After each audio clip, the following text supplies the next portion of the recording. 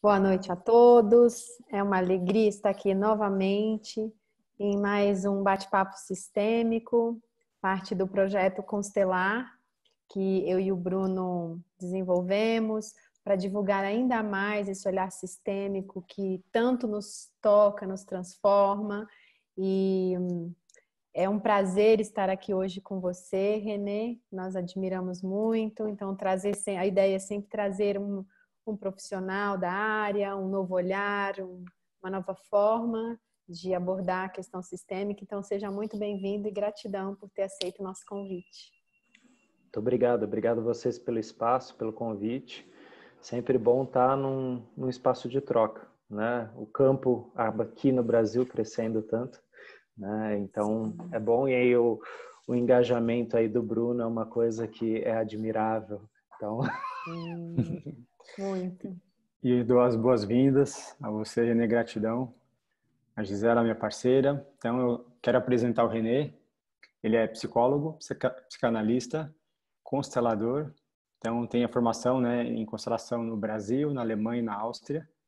Atende com atendimento psicoterapêutico, tanto infantil quanto adulto.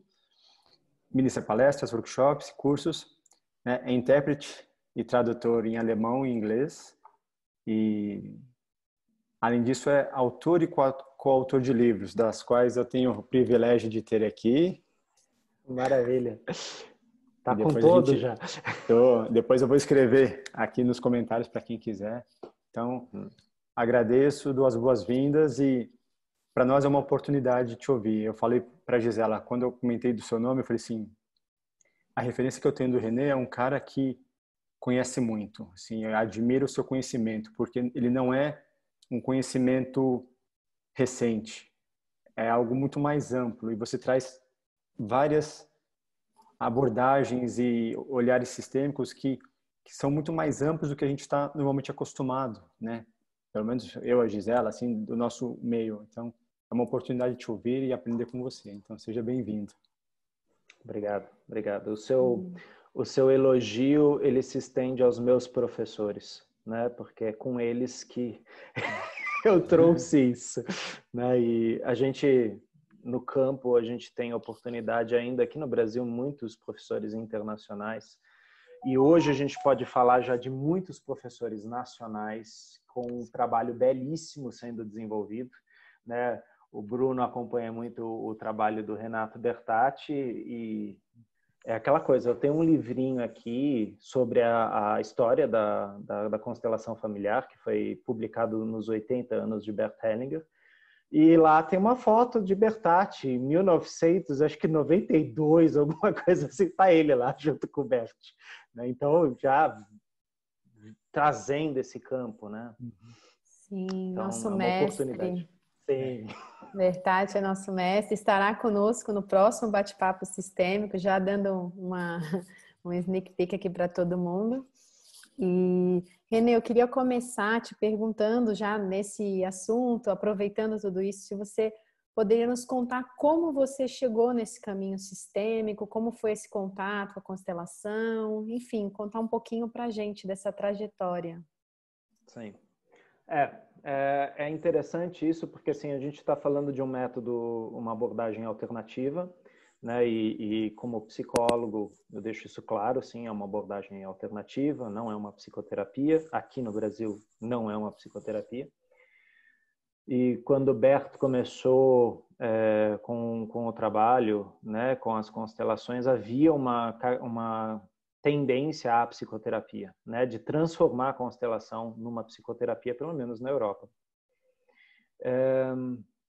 Eu trabalhava em hospital psiquiátrico e dentro do hospital psiquiátrico, uma das premissas é o trabalho com as famílias, né? Era um hospital psiquiátrico que tinha, logicamente, a sua base médica, psiquiátrica e psicanalítica, né? Seguíamos muito a linha francesa, lacaniana, Klein, né? E, logicamente, Freud. E dentro das supervisões de terapia sistêmica familiar, nós falávamos muito de teorias diversas, né? Porque A terapia sistêmica familiar, ela também bebe da psicanálise, mas ela bebe de várias outras fontes, né? E lá nos Estados Unidos ela cresceu, se fortificou. E numa dessas reuniões, foi lá para 2006, uma pessoa que sabia que eu lia alemão, né? Às vezes a gente tinha feito alguns grupos de estudo sobre Freud e tal. Ela falou, escuta, eu fiquei sabendo num alemão aí que está propondo um psicodrama com esquizofrênicos, né? Quer dizer, a informação chegou assim, mais ou menos. Né? E, ok, aí eu fui atrás da Simetria Oculta do Amor. Nessa época, inclusive, Bert estava em Águas de Lindóia, só que eu não consegui assistir, porque naquela época estava atrelado à formação, né? Então você não podia entrar simplesmente, você tinha que estar atrelado a um curso, né?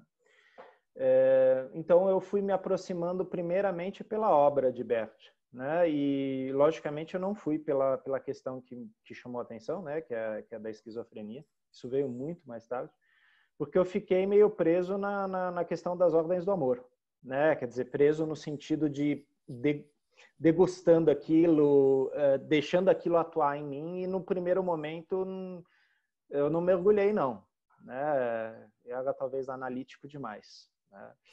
E esse foi um ponto que eu tive muito com os meus professores, né? O Peter e a Tsuyuko Spelter, né? Do Instituto de Filosofia Prática. O Peter, ele falava muito para mim, ele falava, aqui não é o campo analítico, né? É fenomenológico, né? É uma postura diferente. E as minhas perguntas eram perguntas analíticas, né? E eu já vinha, de certa forma, trabalhando isso também, porque estava estudando também muita coisa da transpessoal, né? Então, os fios vão se puxando aí, né? Então, sim, desse meio mais psicanalítico, eu fui indo para um meio mais junguiano, né? Do junguiano também Carl Rogers, né? Que eram demandas que vinham do próprio consultório, né? Quer dizer, na clínica psiquiátrica existia um direcionamento mais psicanalístico, terapia sistêmica familiar, mas no consultório, o Freud, ele falava, né, que a clínica é suprema e ela é do caso a caso. Então, haviam pacientes que traziam questões que eu falava, ok, então vamos estudar isso aqui, né? Vamos aprofundar isso aqui. E por causa do alemão, eu tinha alguns clientes que eram de origem alemã. Então, eles traziam também suas experiências com psicoterapeutas alemães, né? Então, esse intercâmbio fez com que eu fosse trazendo essas bases, que são as bases também que Bert Hellinger estudou. A Gestalt, o próprio psicodrama, Virginia Satir. Se bem que Virginia Satir é uma coisa que foi só lá para 2014 que eu comecei a olhar mais para isso, né? Porque num primeiro momento eu queria ver o que era isso que ele fazia aí com os clientes de pacientes esquizofrênicos, né? Que, inclusive, essa é um pouco da origem, né, dessa palavra, né, constelação familiar, que no alemão a gente tem a colocação do familiar. E por que, né, na América, né, porque isso é só na América inteira, né, Family Constellation, constelações familiares, por quê? E teve um psiquiatra, psicanalista argentino, que ele, num trabalho dele, ele descreve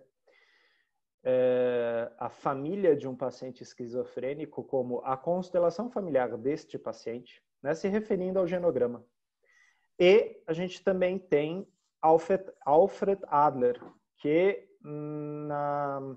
nos Estados Unidos, né, um dissidente da psicanálise, um grande estudioso, inclusive, da hierarquia entre irmãos, né, muito da teoria que a gente tem sobre precedência, primogênito, segundogênito, terceiro, é tudo de Adler, ele enriqueceu muito o campo. Ele também usava esse termo constelação familiar para se referir ao que vinha antes. Né? Quer dizer, qual que é a tua origem, qual que é a tua constelação familiar. E esse termo pegou aqui. Tanto que aí a gente tem tanto o termo constelação familiar como o termo que o Bruno usou. E não é uma crítica a você, Bruno, agora é uma colocação minha, tá? Eu não gosto da palavra constelador. Eu gosto da palavra facilitador. Por quê? A palavra constelador, para mim, ela traz uma coisa meio de magnânima, assim. Tipo, o cara constela. Uau! E eu acho que o facilitador, ele não tem tudo isso, não. Ele facilita o que o campo está trazendo, o que o cliente está trazendo.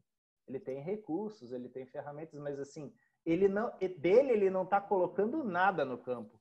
E eu tenho a impressão que a palavra constelador é como se você pegasse, né? Então, é uma coisa a ser discutida. E eu sei que você, Bruno, gosta de palavras, então...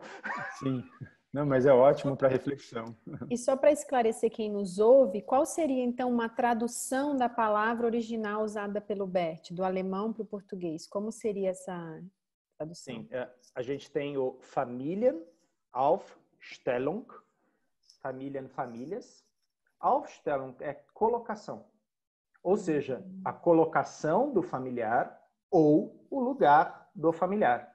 Então, quando eu falo aufstellen, eu falo colocar, né? Então, o Hellinger usava muito esse termo, né? A pessoa já tinham conversado e tal, ele falava stell auf, quer dizer, coloque, né? Que é como a gente usa aqui também, né? E aí é uma outra coisa que eu acho fantástica. Aqui na América, quer dizer, lá em cima, né? Os nossos primos que falam inglês e nós aqui usamos essa palavra facilitator. E em alemão já você tem a palavra Leiter, que é condutor, né? Ou então Aufsteller, colocador, né? Porque você tem essa versão, né? Você tem aquele que está mais lá conduzindo, tem aquele que coloca.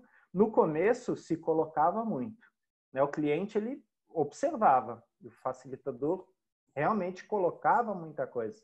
Então, se a gente pega a simetria oculta do amor e vai lendo, a gente vai vendo certas mudanças acontecendo. E a gente sabe que a constelação ela passou por diversas posturas. Tanto que dessa visão mais psicológica, Hellinger foi percebendo que o caminho dele era mais espiritual, né? E aí a gente tem toda a questão das constelações espirituais, mediais, novas constelações, né? Que isso foi um movimento que o Brasil viu bem acontecer nessas vezes que ele veio para cá também, né? Enquanto lá na Alemanha, se você pega os livros dos alemães, né? O Stefan Hausner, Gunther Weber, tal, eles estão muito atrelados à psicoterapia, né? A uma vertente da psicoterapia, né? Então, mais nesse sentido. Sim, pensando um pouco, né? Quando a gente fala em constelação, existem muitas vertentes ou compreensões, às vezes até difícil explicar o que é de fato uma constelação. Uhum. Como você compreende isso, assim, até no campo não só filosófico, mas prático e nessa profundidade? O que é constelação? Né? Legal a sua pergunta, porque ela é uma pergunta pegadinha, né? No sentido filosófico, né?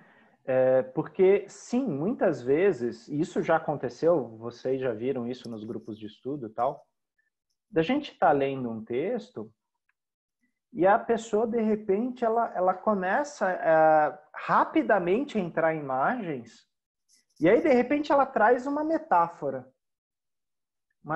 muito pessoal dela.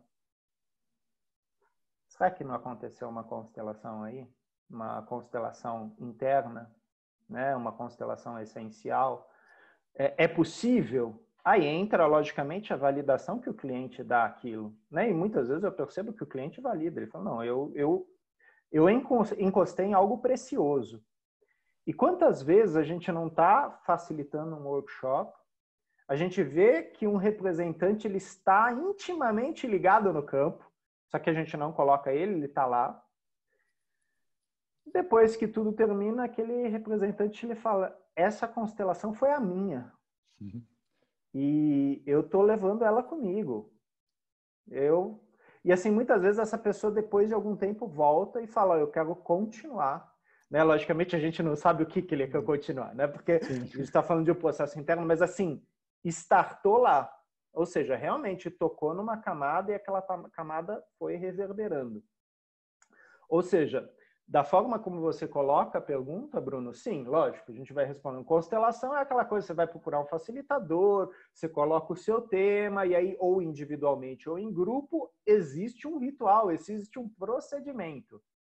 Mas existem essas sutilezas que, quando você vai trabalhando no campo, você percebe que elas são reais.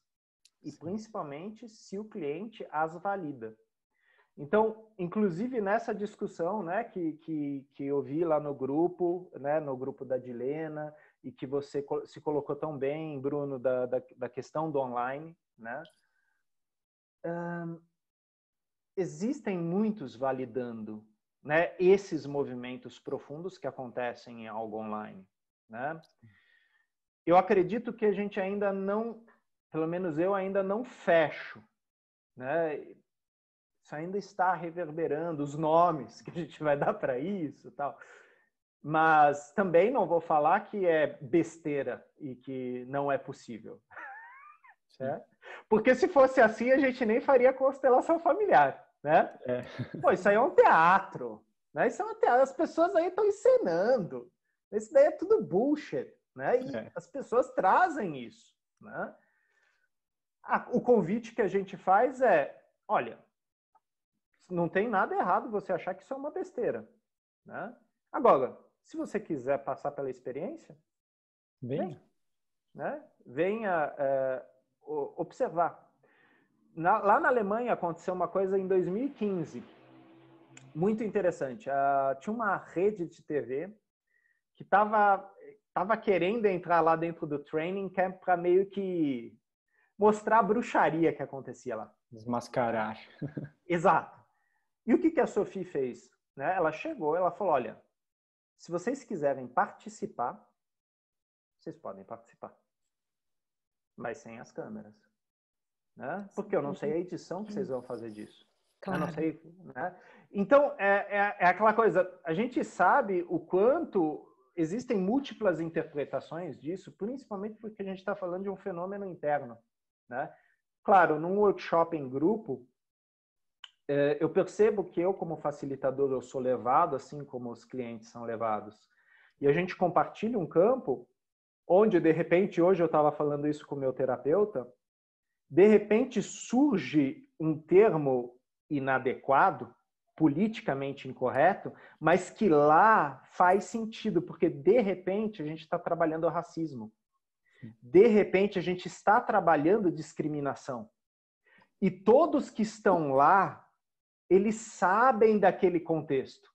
Agora, se alguém abre a porta, ouve e fala, nossa, olha só, isso daí é uma reunião de pervertidos, porque está completamente fora daquele contexto. Né? Sim, a gente às vezes conversa sobre isso, Renê, que muitas vezes uma releitura do que aconteceu, de uma constelação, ou de uma vivência, o que quer que seja, ela nunca é fidedigna, porque tudo que aconteceu, cada um recebe de um jeito e ela se dirigia àquele grupo, àqueles sistemas, né? E às vezes quando a pessoa vai passar isso adiante, ou às vezes até uma filmagem você vai assistir, não é a mesma coisa, porque aquilo envolvia aquelas pessoas que estavam ali, então é bem diferente, né? Sim. O Stephen Hausner, ele tem reflexões maravilhosas sobre tempo, né? O Stephen Hausner está no momento agora onde você vai nos seminários dele, ele solta umas frases que nem o Bert Hellinger soltava, aí você vai ouvindo, aí você... Não, peraí, o que ele falou? Caraca! É aquela coisa que você começa a se revirar por dentro. E Hellinger sempre falava, na constelação familiar existe lugar, não tempo. Né? Quando eu visito um lugar, aquele lugar já se mudou. Ou seja, eu estou falando também de tempo, mas o tempo espacial. Se eu for revisitar aquela constelação, eu tenho que partir do princípio que a pessoa é imutável, que o fenômeno é imutável. E aí, exatamente isso é um paradoxo, porque o fenômeno, ele, o tempo todo está mudando. Né? Que é aquela premissa, eu não sei agora exatamente de que filósofo que é, mas no livro de Rollo May, ela está lá dentro, você nunca vai visitar o mesmo rio duas vezes. Né? Porque se você entrou uma vez, você entrou naquele rio e você era aquela pessoa. 10 minutos depois é um outro rio e você é uma outra pessoa que está entrando naquele rio. Né? Ah, Renê, você só está usando isso com desculpa porque não dá para controlar a constelação. Não dá. Por isso, quem valida é o cliente. Né? E nesse sentido, a pergunta do Bruno é muito pontual. A pessoa chegou e falou, cara, você falou uma frase e essa frase desencadeou em mim um processo. Isso pode ser muito bonito como muito perigoso. Né? E esse é o ponto, né, da coisa online que eu tenho questionado. Principalmente com os pacientes, né? Estou mudando a palavra, não clientes, os pacientes mais lábeis. Ou seja, que sofreram traumas muito pesados ou que trazem um sistema difícil. Né? Não um sistema ruim, um sistema difícil. E, de repente, aquela frase, é aquela coisa, a gente está aqui no Zoom. De repente, minha imagem apaga, assim. E eu sei que o Renê não estava bem, o Renê estava chorando, de repente apaga. Eu não sei o que está acontecendo lá do outro lado. Exato. É isso, a gente ainda comentou isso. E eu presenciei isso numa constelação online de uma cliente que começou a chorar compulsivamente, a ponto de precisarem fechar o microfone, porque o choro estava incomodando o grupo inteiro, até que a pessoa foi isolada. Falou, olha, fica agora, respira, entre em contato, porque já aconteceu isso. E isso no campo também acontece. Você tem assim, algumas orientações que dá para essa pessoa, seja como representante ou mesmo cliente. E é interessante quando você fala, né, da frase e como ela pode ser um gatilho para despertar essa mudança. E como a gente se conecta. Quantas vezes eu já participei de constelação minha, eu digo minha, mas assim, como representante, através de um outro cliente, eu me vi na minha constelação, sobre um outro aspecto, sobre um outro ponto de vista. Aquilo foi incrível. E eu brinco, como eu acabo participando muito, eu pego tanta carona, mas tanta carona, que constelação minha mesmo, são pouquíssimas que eu sento para levantar um tema, porque esse tempo todo a gente está trabalhando e a compreensão que eu tenho de constelação é de ter compreensão, tomar consciência de algo. Então pode ser uma frase, pode ser uma leitura. Esses bate-papos que eu participo com vocês, de sábado agora também, que teve um olhar organizacional com, né, com você, o Renato, a Tati, eu tive tantos insights, tantas percepções, isso é muito rico, né? Esse campo é muito rico. E basta estar disponível. É a mesma coisa que a leitura de... Desculpa, Gisela. É a mesma coisa que a leitura de um livro, né? Tá, eu já li esse livro. Eu li quando eu tinha 15 anos. Aí eu leio de novo e eu falo, meu, não lembro dessa passagem. Eu lembro que eu li esse livro. E aquela passagem, ela me arrebata. Aí eu li depois, aos 35 anos, eu falo, nossa, que besteira, né? Por que esse livro me influenciou de novo, tanto? Aos 50 anos eu falo, nossa, esse livro aqui é o livro. Porque ele está tocando em partes minhas diferentes, em selfies meus diferentes, né? Em personas diferentes, que dentro de mim estão trocando, né? Então, toda vez que eu vou para uma constelação é nova, né? E sim, a não ser que eu seja um terapeuta que esteja num trabalho muito constante, às vezes eu vou ser arrebatado pela constelação do meu cliente. Só que, teoricamente, é para eu estar lá ao lado dele, né? Não estar arrebatado pela constelação. Ou então eu tenho que ter a presença de espírito de falar, ok, eu me retiro, eu vou interromper essa constelação porque pegou num ponto meu. Isso não tem nada a ver com você. Quer dizer, tem no sentido de o campo estar atuando e isso tem propósito, isso é terapêutico, se for colocado à tona. Desculpa, Gisela, eu te interrompi. Imagina, não, voltando um pouquinho assim nos grandes autores da psicologia, né, da psicanálise, a gente sabe que o Bert bebeu em muitas fontes, né, ele experimentou várias áreas, estudou e tudo, e eu queria saber assim, na sua visão, o que no trabalho dele converge com os outros e o que é algo novo, original e que veio realmente trazer esse novo olhar. Então, se você puder falar um pouquinho disso. É bem pessoal isso, tá? Porque, logicamente, outras pessoas vão ter outra visão, assim. quando eu pego o percurso de Carl Gustav Jung, é muito interessante, né? Ele era um psiquiatra renomado, né? Trabalhava num hospital com pacientes psiquiátricos graves e ele começa a aplicar psicanálise. Sendo que Freud dizia, não, a psicanálise não alcança esse tipo de público. E aí ele manda os textos dele para o Freud. Freud fica impressionadíssimo, né, com esse jovem, né, psiquiatra, e chama ele. E a gente sabe que o Jung era uma pessoa muito inteligente, né, e era uma pessoa que fazia referência, era uma pessoa que lia bastante, né? Só que ele foi para um campo totalmente aberto, né? Ele foi para o campo do espiritual. Enquanto muitos psicanalistas, muitos profissionais, na verdade, seguiram para o campo talvez pragmático, talvez de uma ortodoxia, né? Até porque a gente está falando de uma teoria que estava se formando, se solidificando. Uhum. Então, eu percebo que o Hellinger já trazia uma abertura muito grande, até pela história de vida dele, né? Que naquele livrinho pequenininho, né? Constelações Familiares, né? Ele vai contando de uma maneira maravilhosa junto com a conversa com a Gabriele Telnhofer, né?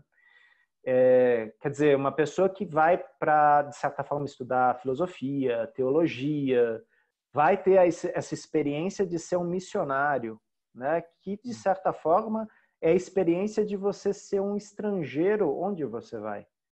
E você, de certa forma, tem uma postura humilde, porque você está lá como visitante. Só que ele estava lá como visitante que tinha que dirigir, né? Grupos, uma escola. E, bom, isso tudo foi mexendo. E aí, sim, ele entra nas teorias. E a gente sabe que ele se dedicou muito às teorias, né? A teoria de Janov, né? Do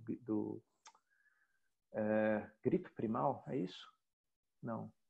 Terapia primal, desculpa.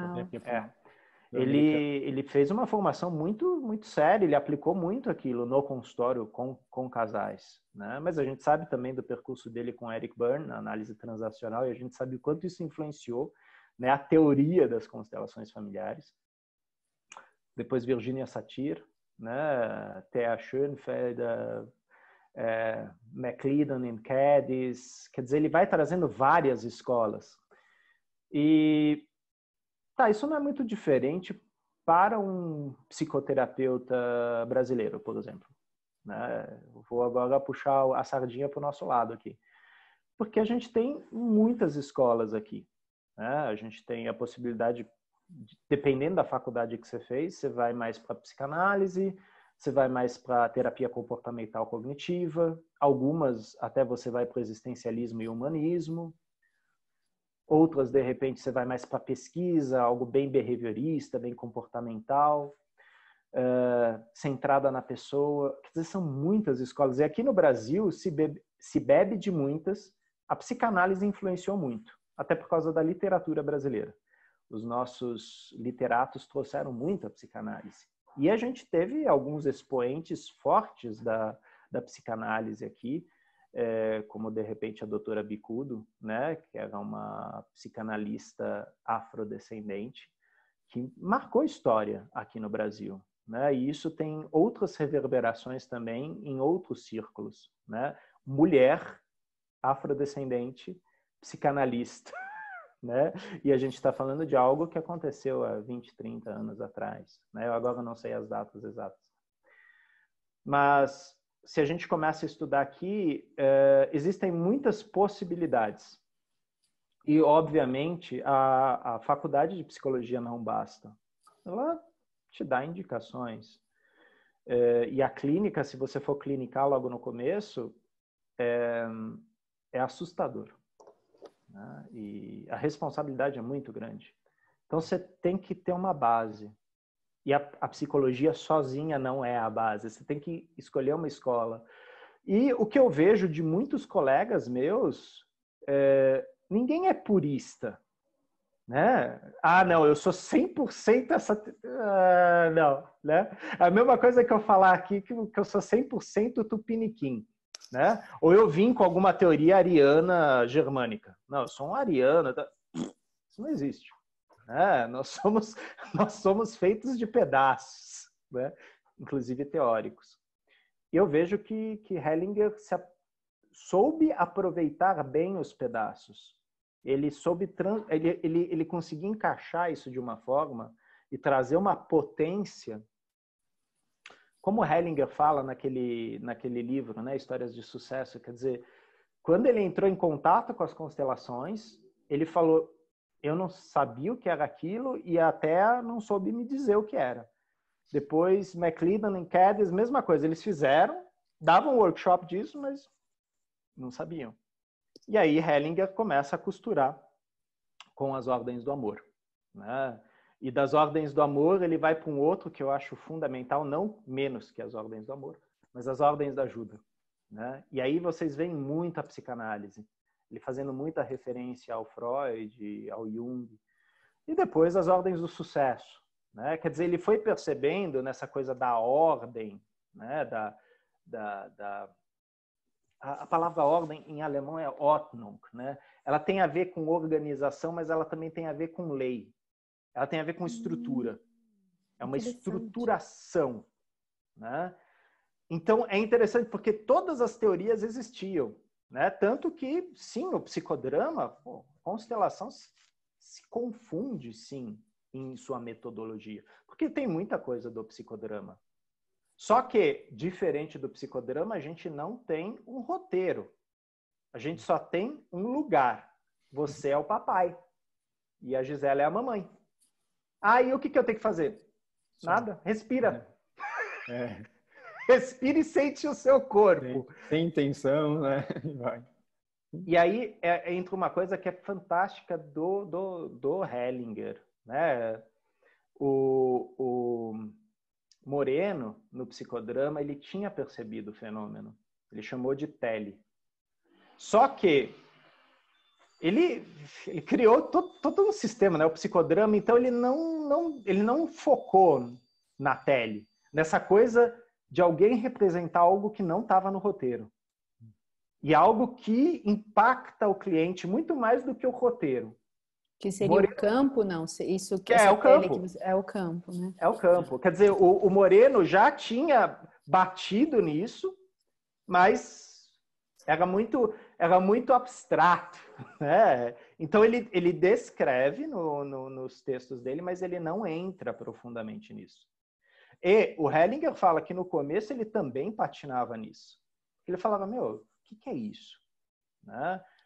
Na psicanálise a gente fala muito de um campo linguístico, né? Que depois o Jung também transforma na palavra sincronicidade, o inconsciente coletivo, os arquétipos compartilhados, quer dizer, né? Mas são nomes, quer dizer, como que a gente vai conseguir, né? A gente quer encaixar, né? E na verdade não encaixa, porque é muito maior do que isso, né? Mas a gente tenta. Como teoria isso é importante, mas estava lá no psicodrama, né? E o Hellinger em nenhum momento ele vira e fala, não, fui eu. Ele fala, não, já estava, já existia, mas o Hellinger traz toda essa base teórica que vem da experiência de vida dele, que vem sim, do trabalho dele como padre, como missionário, o que ele aprendeu junto aos anglicanos, né? A própria formatação de grupos ele traz muito dos anglicanos, né? Então, eu não lembro agora, tem um psicanalista que fala das obras que Freud leu. E depois ele fala das obras que Lacan leu. E aí ele fala como que esses filósofos influenciaram na criação de toda uma base teórica, né? Então, você pega o Freud, tem pezinhos lá em Schopenhauer, Spinoza, e sim, a formação de um alemão, de um austríaco, no caso do Freud, mas aí tem várias, vai e volta, mas ainda mais um judeu, é uma formação top, é uma formação de leitura, de aprofundamento, né? Então, aquele pessoal, quando eles se reuniam, eles não se reuniam para ficar fumando charuto e beber conhaque, não. Eles realmente eles iam fundo nas obras. E não eram obras simples, né? Não, eles não iam ler, desculpem, não é uma crítica a Paulo Coelho, mas assim, eles não iam ler Brida. Eles iam ler O Idiota de Dostoiévski, Crime e Castigo, e lá no fundo mesmo. Quer dizer, eu me deprimo só de ler Crime e Castigo, os caras faziam o grupo de estudo em cima disso, né, meu? Mas é assim que você vai construindo o arcabouço, né? E que rico, né? De experiência, você imaginar quanto conhecimento, e como você falou, na verdade, purista, se a gente tiver que ser purista, então coloca uma máquina, porque só a máquina vai poder ser purista. Sim. Você não consegue, por mais que você se esforce, você vai trazer a sua experiência de vida, os seus pensamentos, e como você ainda trouxe, né? A gente não vai entrar no rio, no mesmo rio 2 vezes. Então, o René que leu aquele livro aos 15 anos e depois lê aos 35, não é mais o mesmo René. E quantas vezes? Hoje mesmo eu estava aqui em casa, eu vi uma marca na parede, eu falei assim, nossa, essa marca é de quando? Desde quando tem um apartamento. E eu não, depois de 4 anos e meio eu percebi. Então, eu não sou mais o mesmo daquela época. E se a gente pensar nessa quantidade que tem de teorias de filosofia, a gente trazendo até para um olhar mais da pedagogia, não, da psiquiatria, né? Ou no caso da psicologia. Sim. Terapias tradicionais, como você entende que elas interagem com a constelação? Assim, em que momento cada uma é recomendada, se na verdade elas podem atuar juntas, se elas atuam separadas? Como se dá essa relação, se a gente pensar na psicologia tradicional, né, nas terapias mais tradicionais, e desse olhar sistêmico, e aqui eu vou trazer o olhar sistêmico através da constelação. Legal. Ferramentas, né? Aí Sim. a gente pode falar ou da abordagem ou do ferramental. Eu sei que para muitas pessoas isso é até uma heresia, mas às vezes a constelação para mim é uma ferramenta, né? Ah, mas tem toda uma base teórica. Eu sei, mas eu vou usar apenas como uma ferramenta, assim como a hipnose. Eu vou usar apenas como uma ferramenta, porque na verdade a minha base é psicanalítica.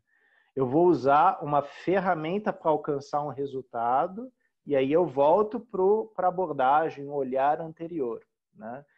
Então, eu criei espaços nesse sentido, né? Então, existe o espaço da constelação e lá eu sou facilitador. E existe o espaço da psicoterapia e lá eu sou psicanalista. Né? Ah, então você não pensa com pensamento sistêmico no consultório? Penso porque a psicanálise ela também tem, né? Muito do sistêmico. Né? E lógico, sim, eu trago as ordens do amor, eu trago as ordens da ajuda, quer dizer, sim, você vai utilizar esse referencial, sim. Né? Assim como, às vezes, eu uso referenciais Hoje mesmo um paciente meu me falou isso. Eu uso referenciais do Aaron Beck, que é da terapia comportamental cognitiva. Ele falou, mas você é psicanalista. Eu falei, sim, mas não é porque eu sou psicanalista que o outro não serve, né? Quer dizer, tem toda uma riqueza e às vezes, uma técnica muito pontual que, para aquele caso, naquele momento, é necessária. Uhum. E é exatamente isso que muitas vezes o cliente nos coloca, né? Ele não quer que a gente encaixe ele no livro. Muito pelo contrário, né? Ele quer que a gente possa lê-lo, né? E nessa leitura ele vai se formando também. Quer dizer, é aquilo que o Winnicott chamava de um contorno, né? Você vai dando um contorno simbólico. E isso você faz junto com o cliente, né? Se você simplesmente for encaixar ele num livro, ele pode ler um livro sozinho. Isso é terapêutico? A gente sabe que é. A literatura, ela nos leva para outros mundos. Isso não é brincadeira, né? Realmente, se você se dedicar à literatura, é a mesma coisa que você se dedicar à meditação. Você vai mudar, teu cérebro vai começar a mudar, né? Sim. Porque a literatura, ela te leva para outros países, te leva para outras culturas, ela te confronta com coisas dentro de você que você não sabia que estavam lá. E são antigas, né? Então, abre a mente. Exato, né? E a gente pode se referir ao europeu ou a gente pode ir mais para trás, né? China, né? E na verdade o Império Yin, né? Já tinha papiro, já tinha escritura, eles tinham biblioteca, né? É que aí veio um maluco aí e queimou tudo. Sempre tem um maluco que queima tudo, né? Assim como Alexandre o Grande também queimou tudo, depois veio o Nero, queimou tudo, o Gengis Khan queimou tudo. Eu não sei que mania que esse povo tem de queimar livro, né? Mas o Freud, ele fez uma piadinha, né? Quando Hitler queimou os seus livros, né? Queimou a interpretação dos sonhos, o Freud falou, olha aí o reconhecimento da psicanálise. Se ela não fosse tão perigosa, ela não seria queimada. Ou seja, ela tem relevância. Ele fez uma piada. Ele tinha um lado... Ele não levava desaforo para casa, não. Mas quando acontece algo assim, de alguma forma essa informação ela está contida nesse campo de memória que outros serão inspirados no momento adequado a trazerem isso de volta, ou através de uma releitura, ou de uma forma mais original, vamos dizer, mais purista. Sim. É uma boa explicação do campo morfogênico, né? É aquela coisa que a gente fala da teoria da seleção natural, né? De Darwin. Uhum. E putz, ele fez aquela viagem, ele tinha tudo aquilo escrito, a teoria estava lá, e a esposa era muito religiosa, e ela vira e ela fala, você está matando Deus. Só que aquilo impactou ele não era uma pessoa lá muito religiosa, mas ele tinha um grande apreço pela esposa dele. E aí aquilo lá fica guardado na gaveta há 20 anos. E aí, de repente, surge um alemão que publica exatamente a mesma coisa. Só que Darwin acabou sendo o pai da teoria por causa da quantidade de estudos tal que ele tinha, né? Então, como é que acontece isso, né? Duas pessoas terem a mesma ideia, né? E porque ninguém teve antes, é o que você falou, quer dizer, naquele momento, aquilo se tornou acessível. A imagem que me vem, só fazer um parênteses, no campo, quando a gente está numa vivência, de repente eu me sinto capturado e eu resisto. De repente, outra pessoa entra para fazer a mesma coisa. Essa é a imagem que me vem. E eu já vivenciei isso, e provavelmente os colegas que estão aqui presentes também.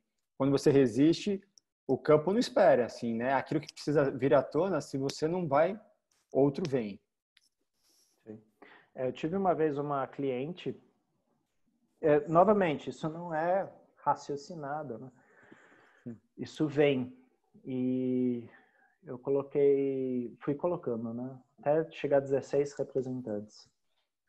E movimentos diferentes, tal, até que eles entraram meio que numa...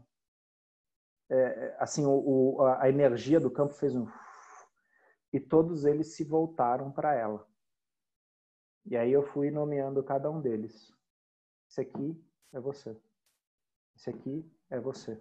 Ou seja, 16 versões do cliente, né? E necessárias exatamente por causa disso. Havia uma resistência. Então eu precisava de uma outra parte, mas nesse caso, como um roleplay, né? A gente usa isso no psicodrama, para que aquilo que seria traumático se aparecesse apenas aqui, pudesse ter uma flexibilização através dos representantes, né? A fragmentação. Então, exato. E aí a gente tem a potência da constelação com representantes, né? Para muitos clientes ver a sua história ser encenada, a história que eles não sabiam, mas que eles sentiam, e a questão da mudança de perspectiva, que isso é uma coisa que a gente vê bastante, sim, no Hellinger, mas a estrutural traz isso muito forte, a organizacional traz muito forte, quer dizer, a metaposição e tal.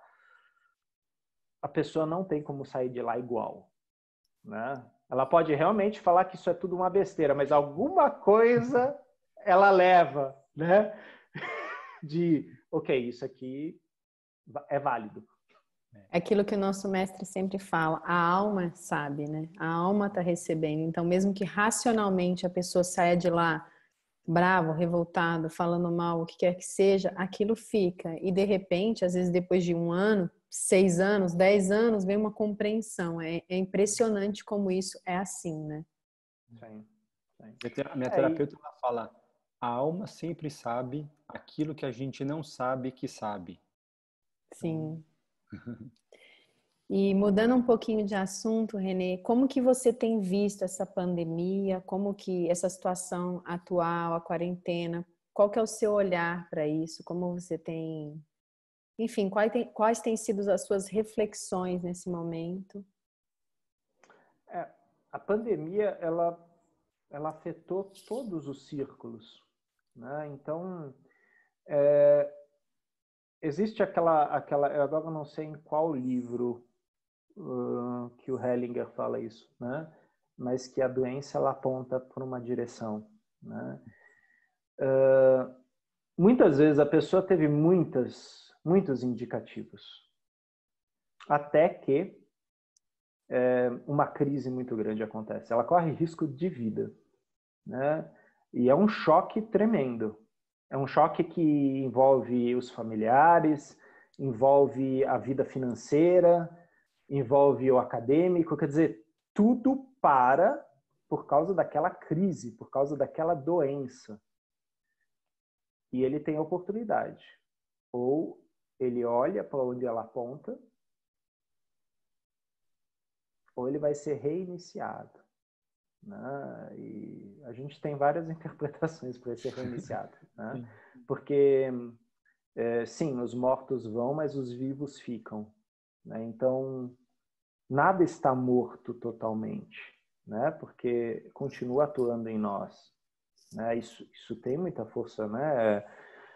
Por isso que é aquela coisa, né, que muitas vezes o suicida fala, não, isso é uma escolha minha, ninguém tem nada com isso. É muito difícil você ser assim sozinho, né? Porque isso vai afetar, né? Isso vai afetar pessoas, isso vai mexer. E eu não estou falando afetar negativamente, isso vai reverberar. Então, o Covid, a pandemia, ela trouxe muito forte esse símbolo da morte, né? Uma infecção muito forte, rápida, altamente contagioso, que permanece muito tempo sobre superfícies, né? Ou seja, não é brincadeira. E por mais que eu tenha uma postura arrogante, né, e fale que eu tenho físico de atleta, tá, eu posso até ter, mas de repente mamãe não tem, de repente meu filho não tem, tal. Então, essa que é a questão. Não é só a minha responsabilidade, é a minha corresponsabilidade que está em jogo. E eu acho que para muitas pessoas bateu essa ficha, né? Eu não vou falar que é a primeira vez que eu vejo isso, porque trabalhando com psiquiatria, trabalhando com psicologia, você lida com morte, assim como médico, uma enfermeira, ou mesmo um professor, né? A gente lida com a finitude, a gente lida com a crise, a gente lida com o de repente. E a gente tem que se adaptar rapidamente. Mas a gente está falando de algo mundial. A gente não está falando de algo que aconteceu no campo chinês, no campo alemão. Não, mundial. E, logicamente, a gente viu diferentes posturas, diferentes reações. Mas o Covid, como um representante, nos levou a todos. E uma coisa é certa, ele meio que fez assim, ó. Você me vê? Eu vejo vocês. E aí, como isso reverbera em cada um de nós, né? No sentido, e aqui eu vou falar de uma coisa que foi muito divulgada na mídia e tal, de repente pais que percebem que eles não estavam acompanhando a infância de seus filhos, o que eles estavam aprendendo, e de repente falam, nossa, eu tô tendo momentos assim que eu tô revendo, né? Eu acho que eu estava trabalhando demais, né? Mas, assim, isso é só uma fala, tem várias falas. Tem várias falas de pessoas que sempre gostaram. Eu tenho um cliente meu, um paciente meu, que ele tem uma síndrome de Asperger, e, assim, para ele é maravilhoso estar sozinho, né? iFood, cara, que coisa fantástica que inventaram. Só que, já que o mundo tá para dentro, ele de repente se questionou só. E ele começou a rever isso. Ele falou, de vez em quando, caminhar e ver as pessoas na rua, eu gostava, assim. Né? Então, é uma mudança de paradigma para aqueles que estão atentos. Não tem como você ficar impassível a isso. Então, eu vejo a pandemia como um grande... Presta atenção. Agora, eu não fecharia isso ainda. Né? A pandemia não passou. Né? Então, ainda existem movimentos. Né? A gente sabe, o sistema educacional ele ainda está se adaptando. A gente não sabe como vai ser. O que eu sei é que eu não vou dar módulos nos próximos meses. Né? Então, né? Mudaram coisas. E quando voltar, não vai ser igual. Né? Então, é exatamente aquela coisa. Aí, depois que tudo isso passar, aí a gente vê. Porque não vai voltar. Né? Então, a melhor coisa é eu estar presente aqui agora. Né? Porque o depois eu não sei se eu vou estar. Né? Então, é uma coisa meio que a Eva Wiprecht, né? que ensina o modelo de validação de Virginia Satir, ela fala muito duas palavras, né? Grounding e presence, né? Quer dizer, aterrar e presença. E ela fala o quanto é importante agora a gente aterrar. Né? Quer dizer, onde eu estou aqui agora? Com quem que eu estou? Quem que é a minha responsabilidade agora? Meus pais? Né? Então, eu às vezes vou lá almoçar com os meus pais. Minha responsabilidade qual é? Né? Eu vou visitar um amigo. Né? Ah, mas com esse amigo a gente tomava breja, estava de boa. Como que eu vou fazer isso agora? Eu tenho uma corresponsabilidade. Quer dizer, manter o aterramento. Agora não é o momento de ficar que nem Poliana dançando e flutuando por aí. Né? A gente não pode fazer a pintura de Chagall, né? Onde os casais estão flutuando. Aterra todo mundo aqui, porque a coisa exige isso. E é interessante porque em meados de abril você já começava a ver publicações. O que vocês vão fazer depois da pandemia?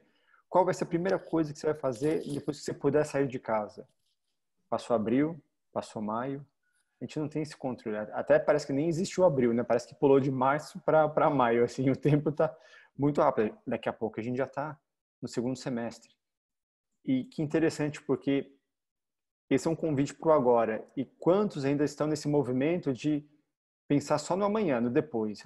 Quando isso passar, quando isso se resolver, quando eu puder, a vida está passando. Será que vai passar? E será que se passar, vai, né? Como antes não vai ser. E como será? Também não sei.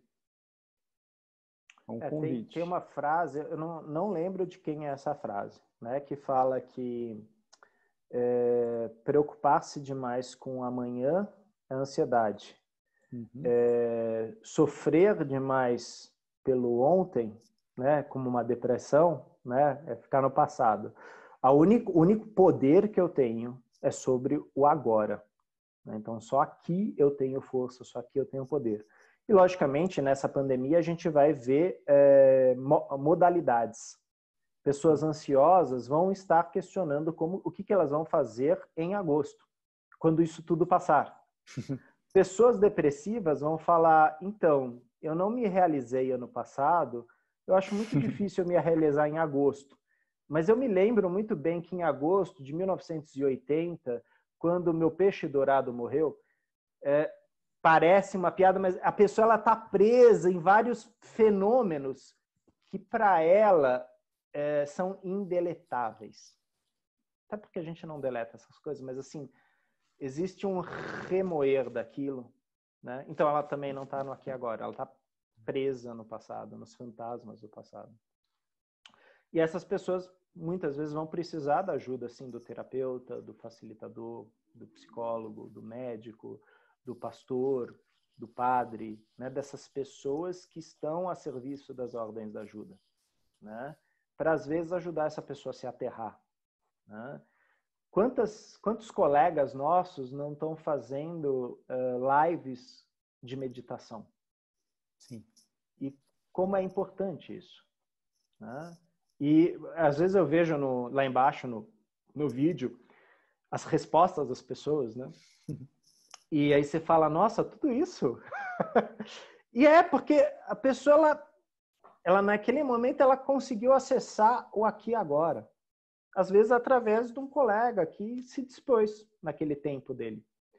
Então nós nos beneficiamos, porque nós estamos também ampliando o nosso campo, e nós beneficiamos o outro que está aberto e busca isso também.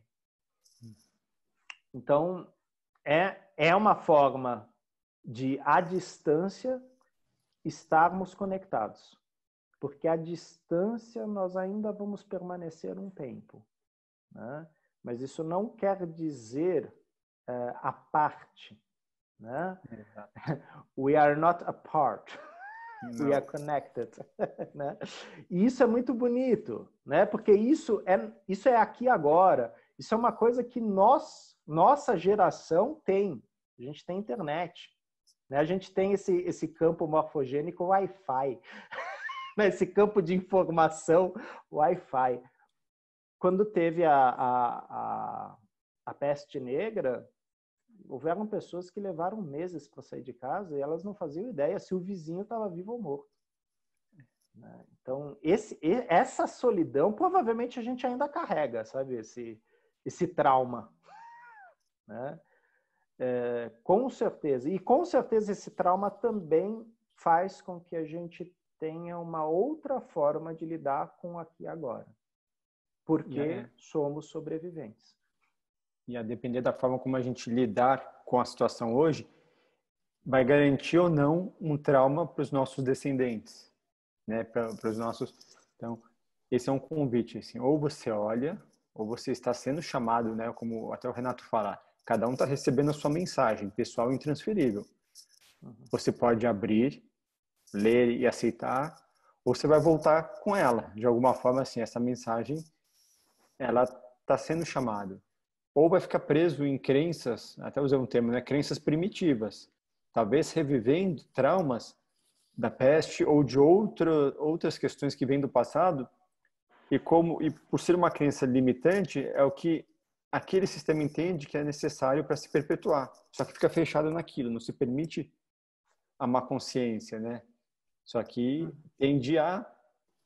minha compreensão, pelo menos, tende a não se expandir esse sistema. Pelo contrário, ele vai se retraindo até ele finalizar. Sim, sim. E aí, logicamente, entra uma pergunta, né?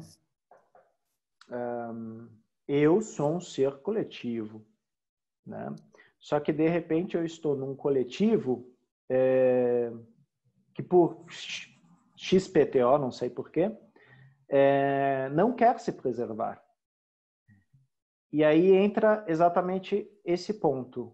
Sim, eu sou um ser coletivo, mas em alguns momentos, talvez eu tenha que entrar na minha individualidade. Porque eu tenho o meu bando para cuidar. E eu estou inserido em outros bandos, né? E essa intersecção entre bandos, e aí entra a palavra diferenciação e consciência, ela é muito importante, porque vai ter gente que não vai usar máscara, que vai falar isso não existe, e sinceramente eu acho que não vale a pena você entrar em uma discussão filosófica, científica com aquele indivíduo, porque ele tomou uma decisão. Ah, mas Bruno, ele não sabe o que ele está fazendo. E você sabe?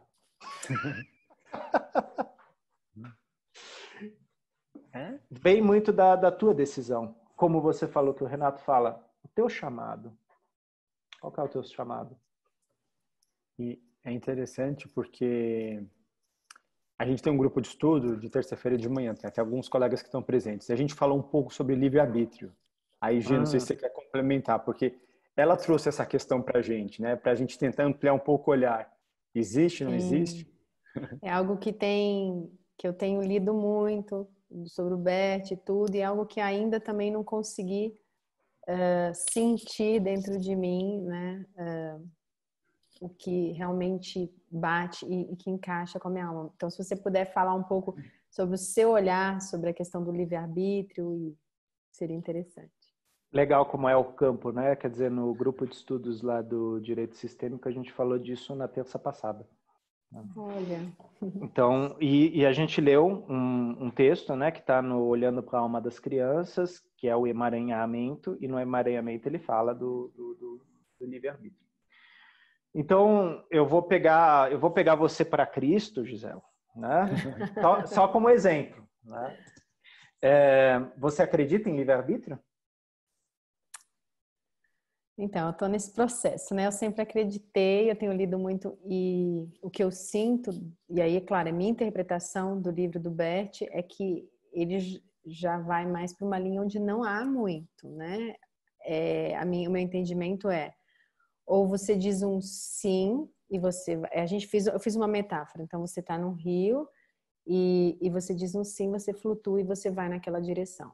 Ou você diz um não, você vai se agarrando pelas pedras, você vai se machucando, mas você também segue nessa direção, né? Então, eu sinto mais ou menos que essa seria uma metáfora que eu tiro das leituras do que eu vejo do Bert. Mas eu não sei se isso ressoa plenamente em mim. Então, eu tenho meditado muito sobre isso. Legal, legal. Então, eu vou fazer uma viagem aqui, né?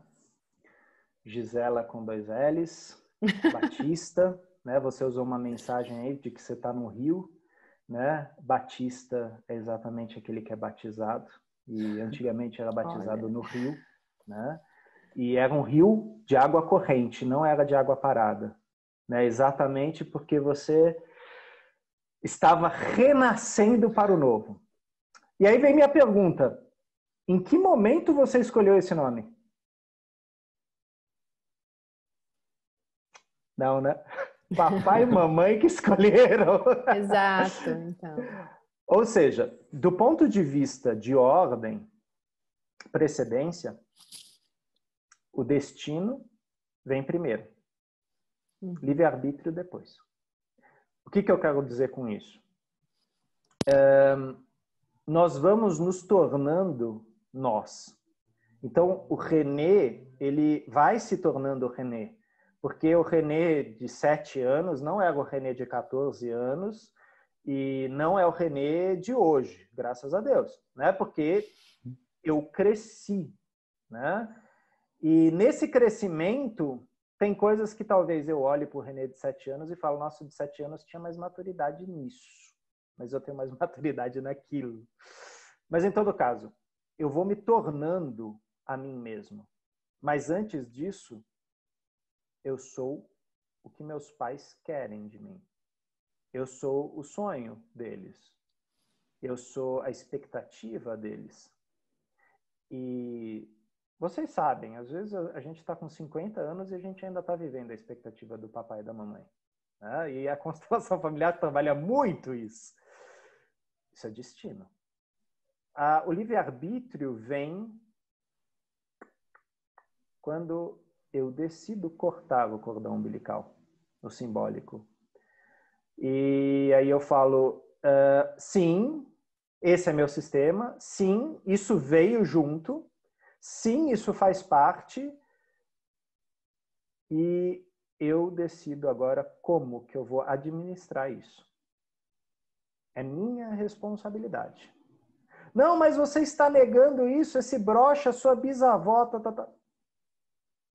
Vou vender no brechó, né? Porque agora eu vou comprar comida para os meus filhos, né? Mas, meu Deus, é uma decisão, e essa decisão ela tem o livre-arbítrio, e as consequências sistêmicas eu carrego, né? É pesado, sim. Por que a gente tem uma tendência a olhar para o livre-arbítrio com um sorriso e o destino com uma carranca? Desculpa pelo palavrão, é que o destino é foda, né? E assim, eu não pedi por ele, mas ele tá lá. É daquele jeito. E o livre-arbítrio tem aquela coisa, aquela impressão de que eu posso escolher. A falsa sensação do controle, né? Exato. Exato. É ilusão. É uma ilusão. Né? E, assim, a minha vida não é uma ilusão. Mas para eu ter livre-arbítrio na minha vida, eu tenho que tomar o que meu sistema me deu. A tarefa que meu sistema me deu. Ah, mas Renê, você está falando que eu tenho que carregar essa cruz? Ou você pode ignorar que você carrega ela, o que vai ser pior.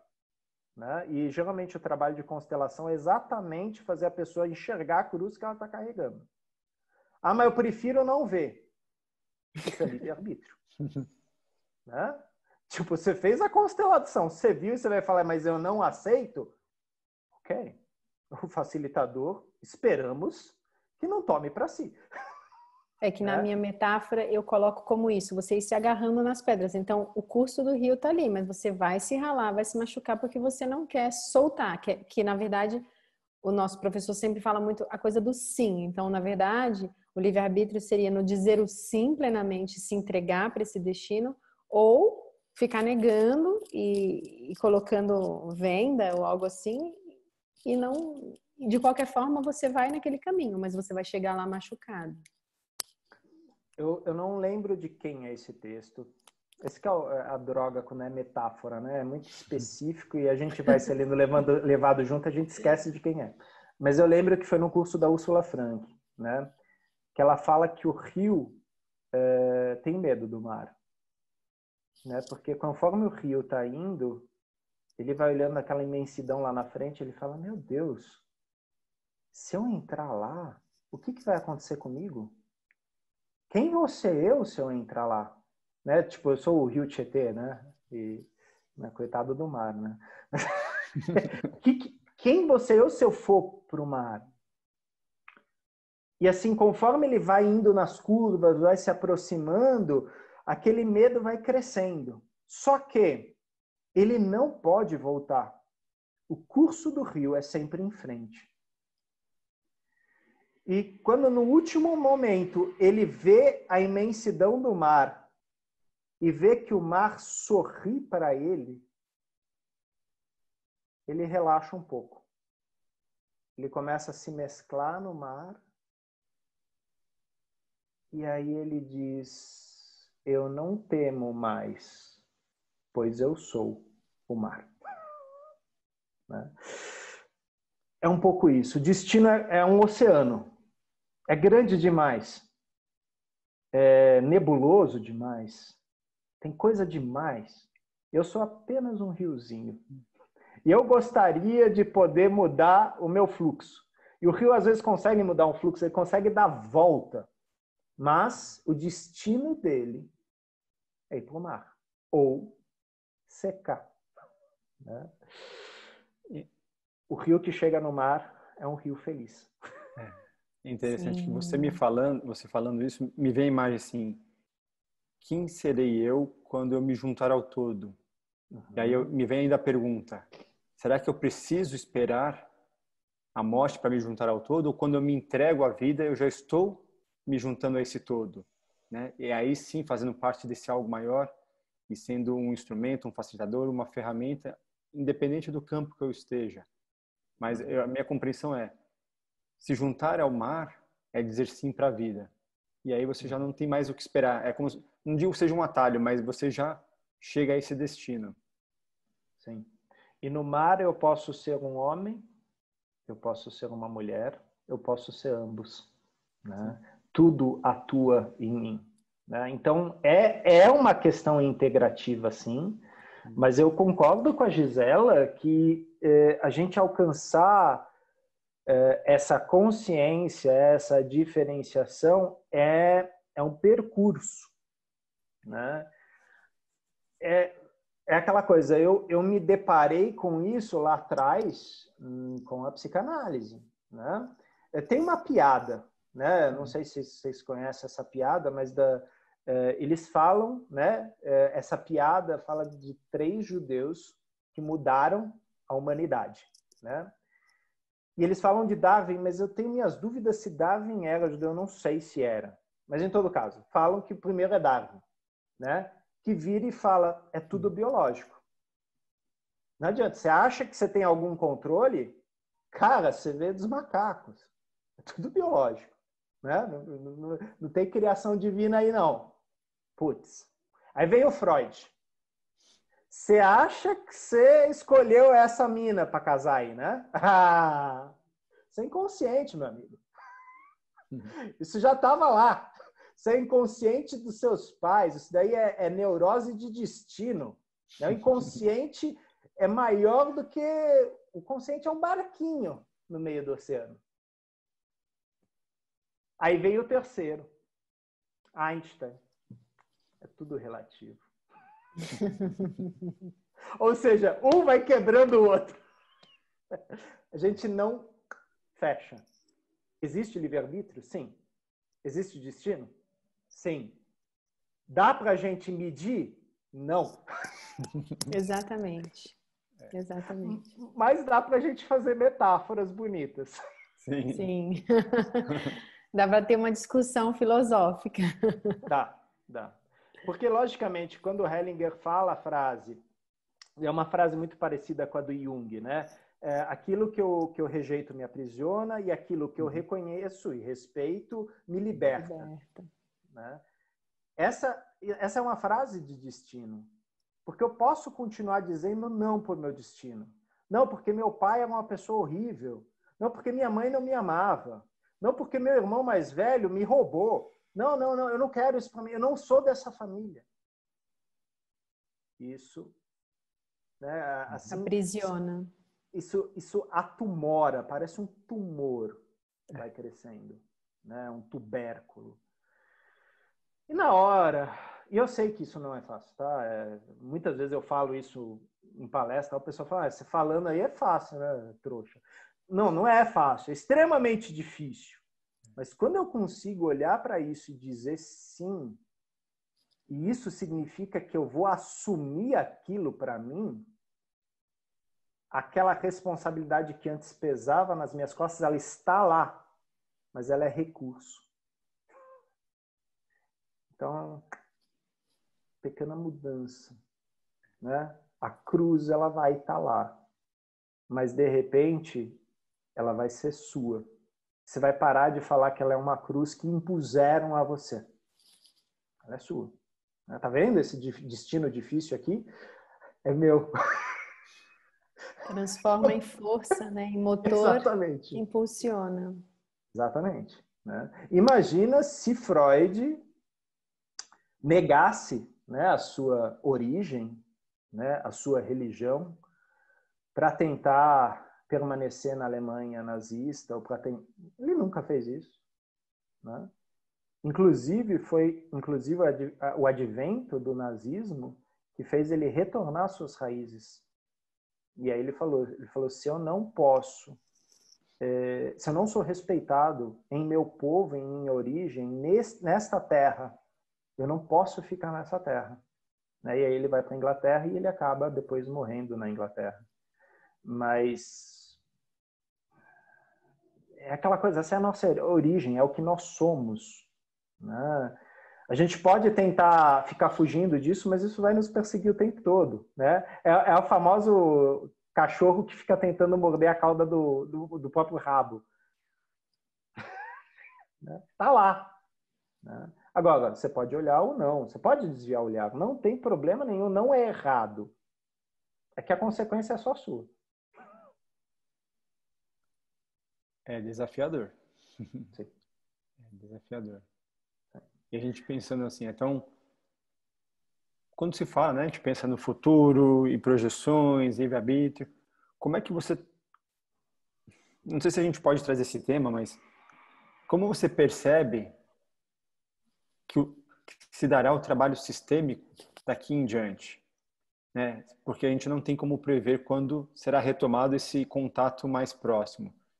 E aí, eu não sei se você percebe que existe uma nova abordagem surgindo, se existe um novo conceito ou se isso vai ser transformado ou simplesmente está pausado para daqui a pouco ser retomado como era antes. O sistêmico sempre esteve. Né? Nós que descobrimos ele recentemente, mas ele sempre esteve lá. E quando a gente começou a descobrir ele, a gente pode falar de Beta-Lanfy, a gente pode falar de Luhmann, e como isso, desde a biologia até a tecnologia da informação e economia, isso vai se aproximando da psicologia, assim, lentamente a gente vai compreendendo, a gente vai tentar fechar isso. Né? Mas não dá para fechar, porque é um oceano. Né? Sim, existe o novo. Agora eu me questiono quanto esse novo já não esteve. Talvez nós estejamos revisitando ele. Né? Eu sempre pego essa sua pergunta com a questão do AI, né? Que as pessoas falam, já pensou o dia que os computadores puderem, tal. E como que chama? O cara que criou o computador, eu esqueci o nome dele. Ele falava... Steve Jobs, não. Não. Não, ele é um... Alan Turing. Quando o Alan Turing começou a ser questionado sobre a máquina, ele falou, o erro do humano é pensar a máquina como sendo humana. A máquina é ela. Ela não é humana. E o homem, ele tenta imprimir nas coisas ele. Não é assim. Então, quando surgiu um AI, a gente vai descobrir o que vai ser. Tem gente que acha que vai ser o exterminador do futuro, né? E tem gente que... Aqui tem aquele filme Transcendence com o Johnny Depp, muito bonito, que mostra uma visão completamente diferente do AI, meio que quase que uma estrutura espiritual, assim, uma entidade espiritual, né? Porque ela é sistêmica, né? O AI, ele é sistêmico, extremamente sistêmico, ele nasce no sistêmico. Só que ele não tem afeto, ele não tem instinto. Então, não dá para eu ficar interpretando o AI como um humano, porque eu tenho coisas que ele não tem. Tem uma pergunta aqui no privado, assim, aí é uma inteligência artificial. Sim. Né? Só para fazer... Desculpa. Sintonizar. Não, porque isso é uma questão muito forte para a nossa geração, né? Inclusive, falando de terapias, por isso que eu dei essa volta toda, já existem países onde o terapeuta é virtual, ou seja, não é uma pessoa, é um dispositivo, é um Tamagotchi terapêutico. Mas é o quê? É assim como o Deep Blue, né? Aquele aparelho que conseguia prever muitas jogadas de xadrez. Ele é um banco de dados que tem muitas teorias psicológicas de comportamento e de crenças. Isso realmente dá para a gente mapear. E isso, um AI, uma inteligência artificial, ela consegue fazer diagnoses. Agora, que tipo de comunicação é essa? Eu acho que é outra pergunta. A efetividade disso, a profundidade disso. Talvez isso seja a evolução. E aí eu não sei onde que o humano entra aí. Talvez toda a questão de gênero, de diversidade, seja a evolução. Né? Quem somos nós para dizer que não? Sim. O que a gente percebe é que quando a gente começou a dizer sim, a sociedade começou a se flexibilizar mais. Muitas mudanças aconteceram também. Ah, mas você vai destruir a instituição da família. O que é a instituição da família? Ela é uma coisa, né? Ela é mutável. E sim, ela existe em muitas culturas de maneiras diferentes. Né? A cultura indígena brasileira era aquela coisa também muito parecida com o Ubuntu africano. Um filho era de toda a tribo. Todos cuidavam. E os mais velhos eram respeitados. É outra formatação. Né? Mulher, você sabe quem é o pai desta criança?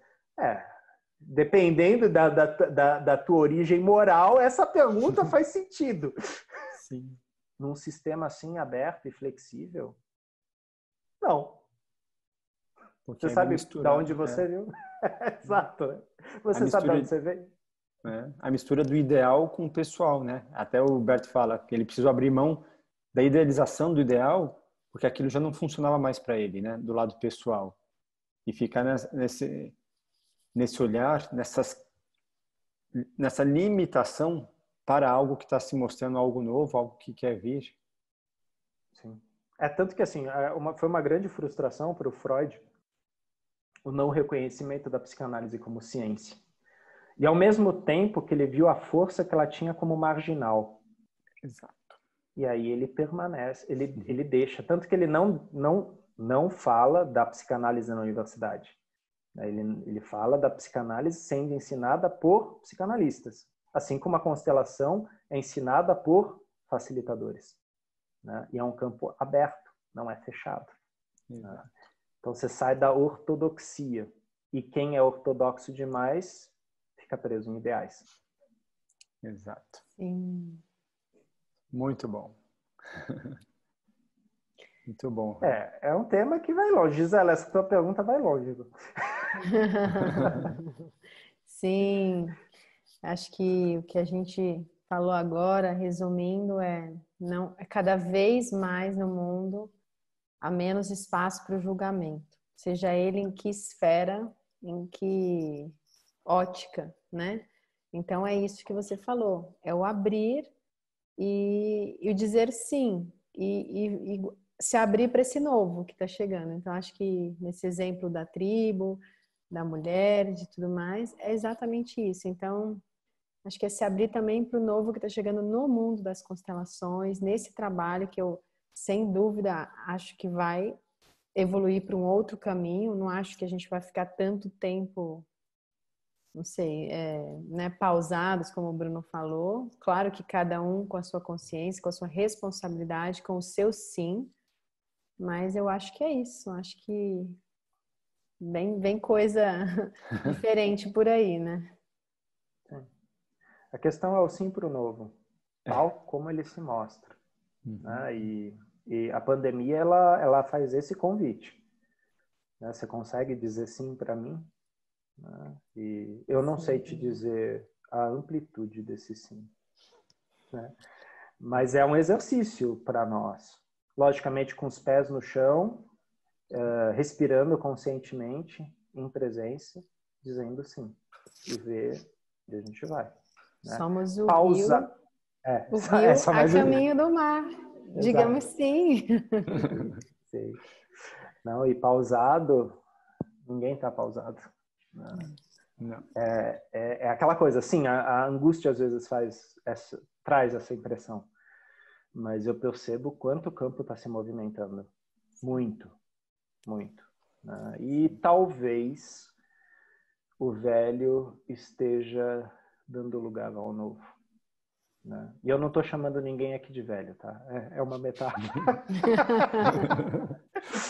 Se a carapuça servir, né? Fica com ela, é sua. Sim, porque eu sou novíssimo. Então. Muito bom. Mas o Berto, ele usa muito essa metáfora. Né? Que o novo só vem porque o velho dá espaço. Porque o velho sábio sabe que ele precisa deixar passar.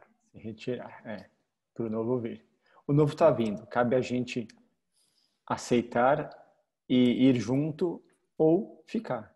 Mas ele vem, ele está, não é que ele vem, ele já está, ele é. Né? Está aí, presente para todos nós, que assim, que quisermos e dissermos sim para ele. Está disponível para todo mundo, democrático. Muito bom, Renê, muito bom, nossa. Poderia ficar horas aqui discutindo, filosofando, mas vamos chegando ao nosso final. Muita gratidão por todo o seu conhecimento, pela sua abertura, por vir aqui falar com a gente, mostrar tanto, nos ensinar tanto. Gratidão, Renê, de coração. Obrigada a todos vocês que acompanharam, que estão aqui. Ao Bruno, meu parceiro, obrigada. Gratidão. Gratidão à disposição, Renê, e a disponibilidade à aula. Então, assim, cada vez que eu tenho a oportunidade de estar com você, é um aprendizado, é um convite ao mergulho.